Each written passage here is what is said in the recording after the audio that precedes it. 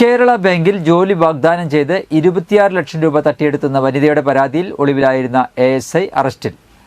ആളൂർ മണക്കാടൻ വീട്ടിൽ വിനോദ് കുമാറിനെയാണ് അറസ്റ്റ് ചെയ്തത്. വടമ കാട്ടിക്കരക്കുന്ന് കണ്ണൻകാട്ടിൽ വീട്ടിൽ ശരണ്യയുടെ പരാതിയിലാണ് അറസ്റ്റ്. ശരണ്യയുടെ ഭർത്താവ് രാഹുലിന്റെ ബന്ധുവാണ് വിനോദ് കുമാർ. അന്നമനട സ്വദേശി സുമേഷ്, രഞ്ജിത്ത് എന്നിവർ കൂട്ടുപ്രതികളാണെന്നും ഇവർ ഒളിവിലാണെന്നും പോലീസ് പറഞ്ഞു. 2021 മെയ്യിലാണ് കേസിനാസ്പദമായ സംഭവത്തിന്റെ തുടക്കം. പരാതിക്കാരിയുടെ അച്ഛൻ്റെയും ഭർത്താവിൻ്റെയും കയ്യിൽ നിന്ന് വിനോദ് കുമാർ നേരിട്ടും മറ്റു 2 പ്രതികൾ അക്കൗണ്ട് മുഖേനയും പലതവണ പണം കൈപ്പറ്റിയെന്നാണ് പരാതി. കേരള ബാങ്കിന്റെ ഏതെങ്കിലും ബ്രാഞ്ചിൽ അസിസ്റ്റന്റ് മാനേജറായി ജോലി നൽകാമെന്നായിരുന്നു വാഗ്ദാനമെന്ന് പറയുന്നു. ഏപ്രിൽ 19-നാണ് ആളൂർ പോലീസിൽ പരാതി നൽകിയത്. തുടർന്ന് വിനോദ് കുമാറിനെ സസ്പെൻഡ് ചെയ്തിരുന്നു.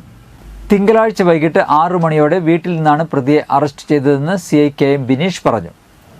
SI-മാരായ Surendran, Biju Joseph, special branch SI Babu, CPO Daniel, Jeevan എന്നിവരും അന്വേഷണ സംഘത്തിലുണ്ടായിരുന്നു.